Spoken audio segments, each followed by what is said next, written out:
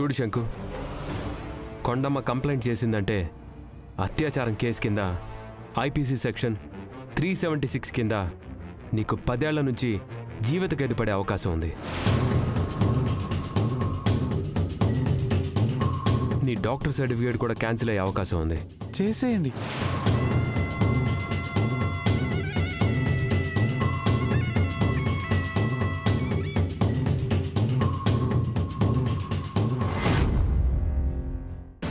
అమ్మో, మహాదేవి గారు, నేను కొండమ్మని పెళ్లి చేసుకుంటాను. ఆ మాట చెప్పాల్సింది నువ్వు కాదు, కొండమ్మ. కొండమ్మ, నువ్వు చెప్పమ్మా. నీకు అంగీకారం అయితేనే ఈ పెళ్లి జరుగుతుంది. లేదంటే ఈ శంకుని పోలీసులకు అప్పచెప్తాం. వాళ్ళే ఇతనికి పెళ్లి చేస్తారు. చెప్పు. వద్దయ్య గారు, శంకు బావ అవసరం భర్తగా నాకెంతుందో డాక్టర్గా మా గూడెంకి కూడా అంతకంటే ఎక్కువ అవసరం ఉంది. అందుకోసమైనా శంకు బావని నేను పెళ్లి చేసుకుంటాను.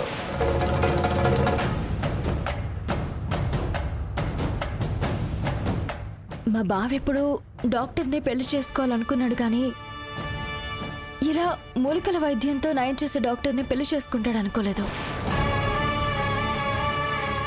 మంచిదే కదా పున్నమి. ఈ డాక్టర్ చేసే ట్రీట్మెంట్తో నయం కాని జబ్బుల్ని కొండమ్మ నయం చేస్తుంది.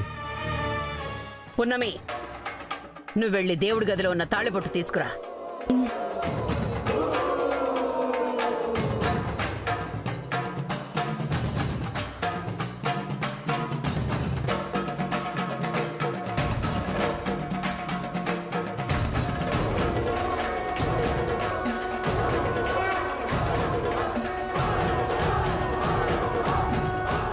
నువ్వు వెళ్ళి కొండమని తీసుకురా. లేకుండమ్మా.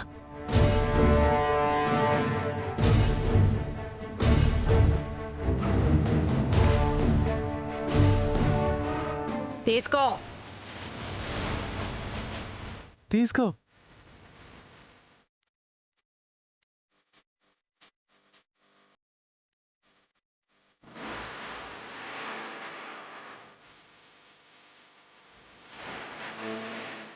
వెళ్ళు. కొండమ్మ మెడలో తాళి కట్టు.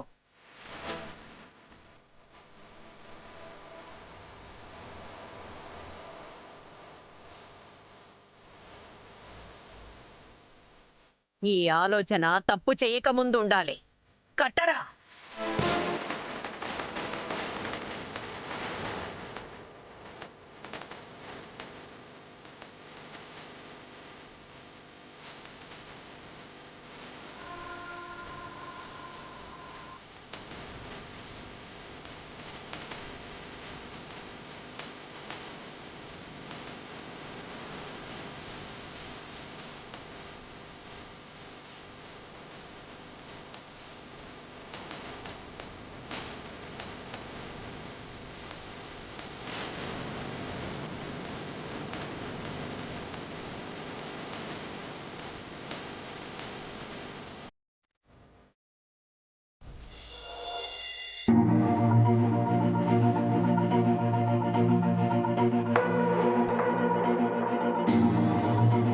పున్నమి, భోజనం ఎవరికి?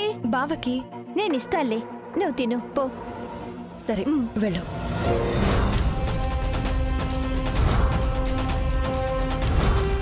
బావ నన్ను భోజనం తీసుకురమ్మని చెప్పాడంటే ఇదంతా నా మీద ప్లాన్ చేసినట్టున్నాడు. సమయానికి కొండమ్మ వచ్చింది కాబట్టి సరిపోయింది. లేదంటే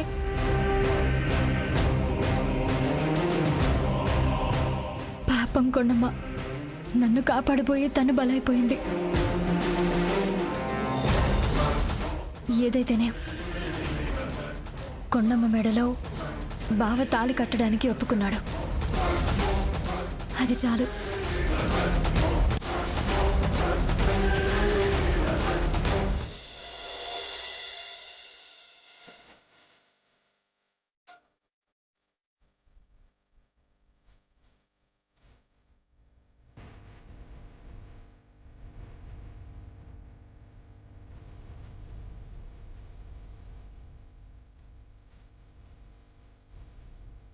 పున్నమి ఏం ఆలోచిస్తున్నావు? నీ గురించే కొండమ్మా. ఇలా జరుగుతుందని నేను కలలో కూడా అనుకోలేదు. ఇదంతా నా వల్లే జరిగింది. నన్ను క్షమించుకోండమ్మా. నేను కూడా ఇలా జరుగుతుందని కల్లో కూడా అనుకోలేదు పున్నమి. ఇదంతా నీ వల్లే జరిగింది. నిన్ను క్షమించాల్సిన అవసరం లేదు. అంటే మా బావని పెళ్లి చేసుకోవడం నీకు ఇష్టమా? అవును పున్నమి, నాకు మీ బావంటే చిన్నప్పటి నుంచి ఇష్టం. కానీ శంకు పెద్ద చదువులు చదువుకున్నాడు, నన్నెందుకు ప్రేమిస్తాడులే అని అనుకుని వన్ సైడ్ లవ్ చేశాను. ఫోన్ లేకుండమ్మా. నీ ప్రేమ గురించి తెలుసుకున్న ఆ దేవుడే ఇదంతా జరిగేలా చేశాడు. నీకిష్టమైతే నాకు కూడా చాలా సంతోషం. నువ్వు సంతోషంగా ఉండాలి పున్నమి, అప్పుడు నాకు చాలా సంతోషంగా ఉంటుంది. సరే. పెళ్ళవగానే నీ కట్టుబొట్టు మొత్తం మారిపోయింది. తస్సదియ్యా, ఎంతైనా డాక్టర్ గారు పెళ్ళాను కదా.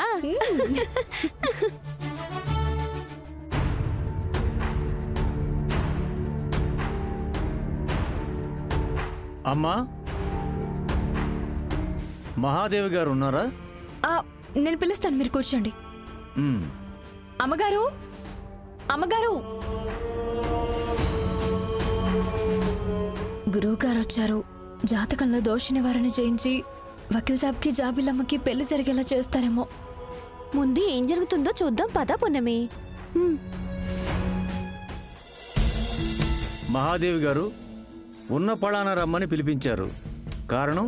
గురువుగారు, మొన్న మీరు వచ్చినప్పుడు జాబిలి జాతకంలో దోషం ఉందని, ఆ దోషం వల్ల జాబిలిని చేసుకున్నవాడు 3 రోజుల్లోనే చనిపోతాడని చెప్పారు. అది నిజమేనా? అది నిజమే మహాదేవి గారు.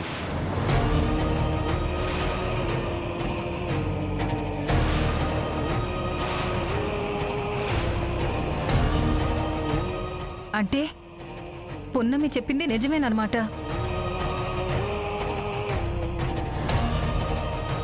ఆ విషయాన్ని దాచి మీరు పెళ్లి చేయాలనుకున్నారు. అలానే చేసుంటే ఈ పాటికి మా పృథ్వీ ఆ మాట చెప్పడానికి నా వల్ల కావట్లేదు.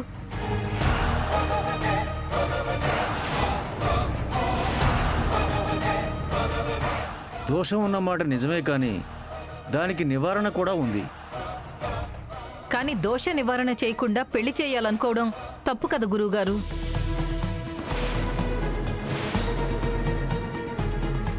ఆంటీ, దోష నివారణ చేయాలని అనుకున్నాం, కానీ ఎంగేజ్మెంట్ అయిపోయాక పెళ్లికి ముందే చేయిద్దామనుకున్నాం. ఆ విషయం మీకు తెలిస్తే బాధపడతారని చెప్పలేదు, కానీ చెప్పకూడదని మాత్రం కాదు. ఇంతలోనే ఈ పున్నమి చెప్పి మొత్తం నాశనం చేసింది.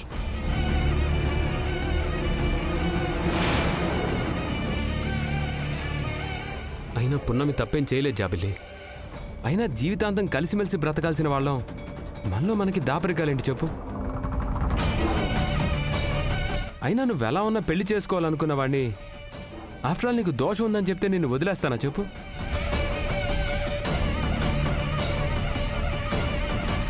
గురువుగారు, ఆ నివారణ ఏమిటో ఇప్పుడు చెయ్యొచ్చా? చేయొచ్చు మహాదేవి గారు. గురువుగారు, మీరు తప్పుగా అనుకోకపోతే మీరొకసారి మా జాబిలి జాతకాన్ని ఇంకొకసారి చూడగలరా?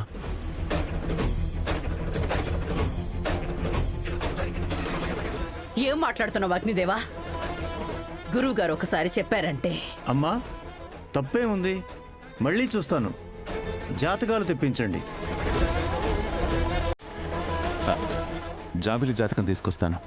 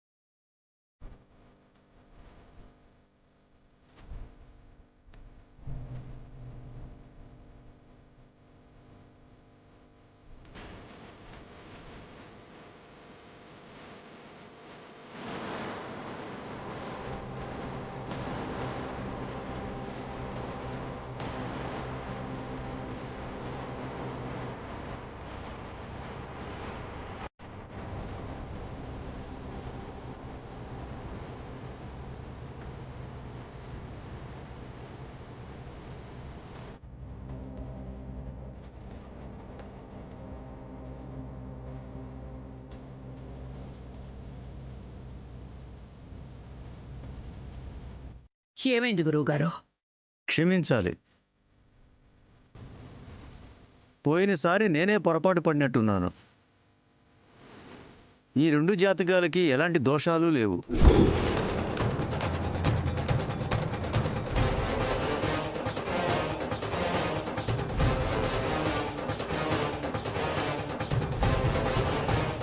గురుగారు, ఎందుకైనా మంచిది మళ్ళీ ఒక్కసారి చూడండి గురుగారు. నా బిడ్డ నిండు నూరేళ్లు బతకాలి. ఏం భయం లేదమ్మా, ఇద్దరూ మహజ్జాతకులు.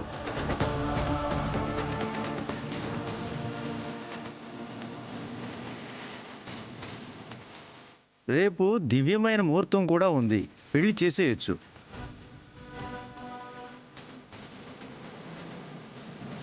మహాదేవ్ గారికి నేను సెలవు తీసుకోనా? నమస్కారం. శుభం భూయాత్.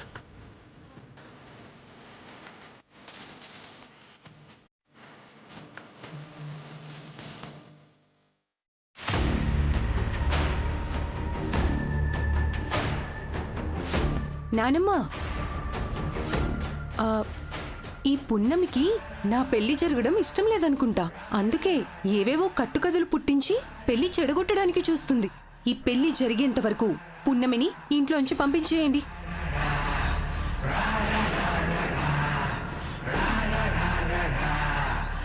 పున్నమి కట్టు కదలని చెప్పలేదు జాబిలి, అయినా ఉన్నమాటే కదా చెప్పింది.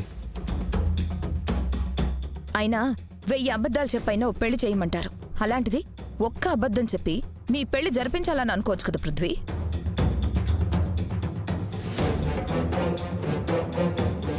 ఆంటీ, అబద్ధం చెప్పడం వేరు, నిజాన్ని దాయటం వేరు. అయినా అబద్ధం అంటే మరీ ప్రాణాలు తీసి అబద్ధం ఆడలేదు కదా.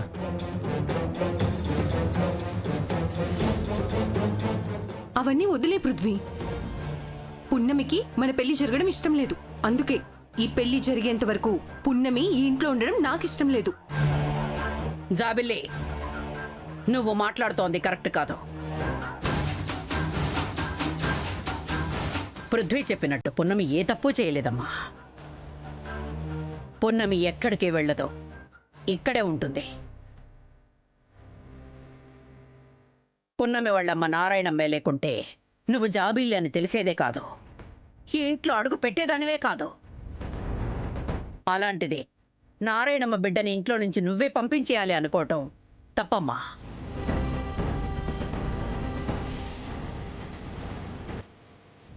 సరే అయితే, పున్నమి మీద అంత నమ్మకంగా ఉన్నారు కాబట్టి ఈ పెళ్లి విషయంలో ఎలాంటి ఆటంకాలు క్రియేట్ చేయను. పెళ్లి సవ్యంగా జరుగుతుంది. నా మూలంగా ఈ పెళ్లి ఆగదని మాటివ్వమని చెప్పండి.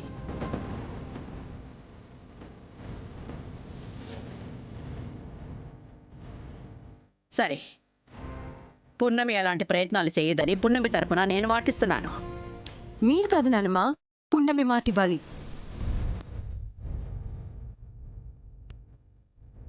మీ పెళ్లికి నా వల్ల ఎలాంటి ఇబ్బందులు కలగకుండా నేనే దగ్గరుండి మీ పెళ్లి పనులు చేస్తూ ఈ పెళ్లి జరిగేలా చూస్తానని మాటిస్తున్నాను.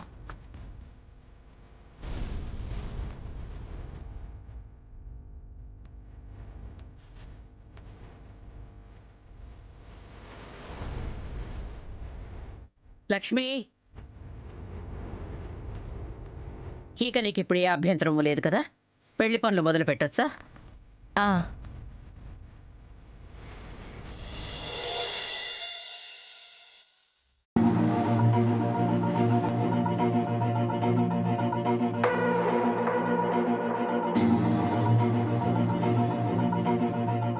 అసలు ఏం జరుగుతుందో ఏం అర్థం కావడం లేదు.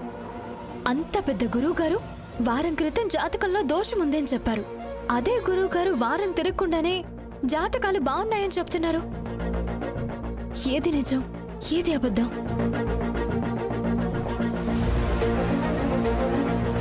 నిజంగా జాతకంలో దోషం లేకుండా ఈ పెళ్లి జరగడంలో ఎలాంటి ఇబ్బంది లేదు. కనీసం వకీల్ సాబ్ అయినా సంతోషంగా ఉంటారు.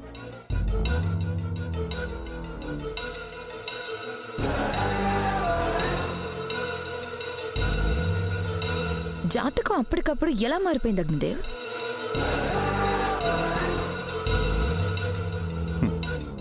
జాతకంలో డేట్ ఆఫ్ బర్త్ మార్చేశాను వైదిక.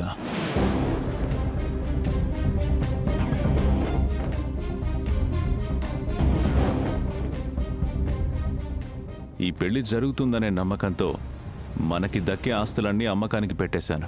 అలాంటిది ఈ పెళ్ళవకపోతే ఎలా వైదిక? అవును అగ్నిదేవ్, ఎట్టి పరిస్థితుల్లోనూ ఈ పెళ్లి జరగాలి.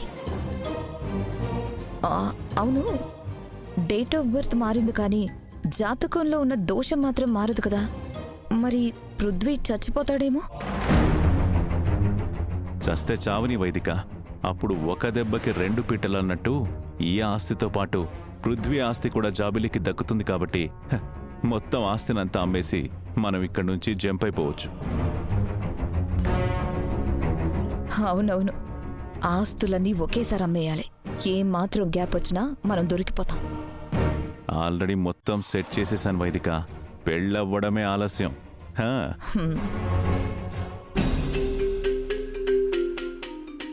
జాబిల్లి జాతకంలో దోషం లేదు అని నమ్మాను కాబట్టి పెళ్లి జరిపిస్తానని చెప్పాను. ఇప్పుడు దోషం ఉందని తెలిసిపోయింది. నా కంఠంలో ప్రాణం ఉండగా ఈ పెళ్లి జరగనివ్వను. ఆస్తిలో చిల్లి గవ్వ కూడా మిమ్మల్ని ముట్టనివ్వను. అసలు జాబిల్లి వీళ్ళకెందుకు సపోర్ట్ చేస్తుంది?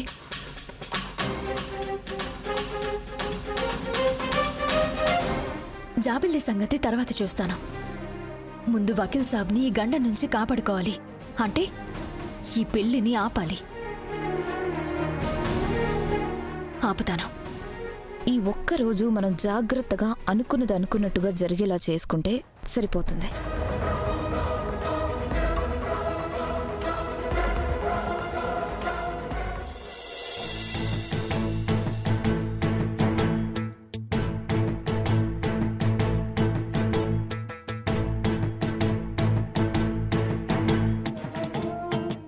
జాబిల్లికున్న దోషం గురించి వాళ్ళకి తెలిసినా కూడా వకీల్ సాబ్తో పెళ్లి ఏర్పాట్లు చేస్తున్నారంటే వకీల్ సాబ్కి ఏం జరిగినా వాళ్ళకి బాధ లేదనే కదా. చనిపోతాడని తెలిసినా కూడా ఈ పెళ్లి చేస్తున్నారంటే ఈ పెళ్లితో వాళ్ళేదో చేయాలనుకుంటున్నారు.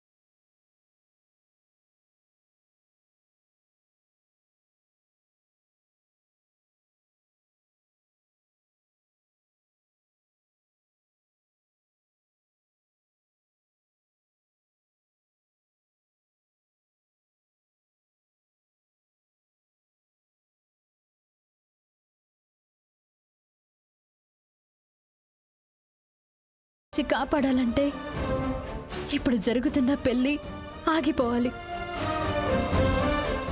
నిజంగా నీ మహిమలో సత్యం ఉంటే, నీ చల్లని చూపు నా మీదుంటే ఆ పెళ్లిని ఆపి ఈ గండం నుంచి వకీల్ సాబ్ని గట్టెక్కించమ్మా.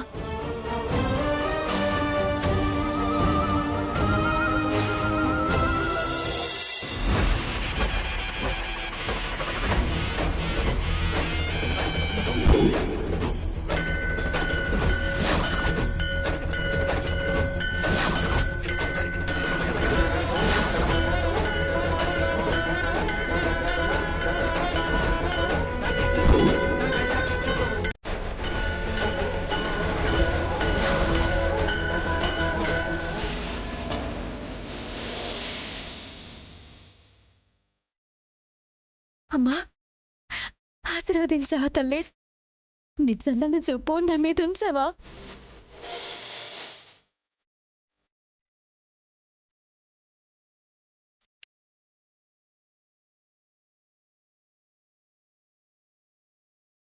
నీ కోరిక నిస్వార్థమైందమ్మా. అందుకే అమ్మవారి అనుగ్రహం నువ్వు పొందావు. ఈరోజు చాలామంది అమ్మవారి అనుగ్రహం పొందాలని వచ్చారు, కానీ అమ్మవారు మొదటగా అనుగ్రహించింది నిన్నేనమ్మా.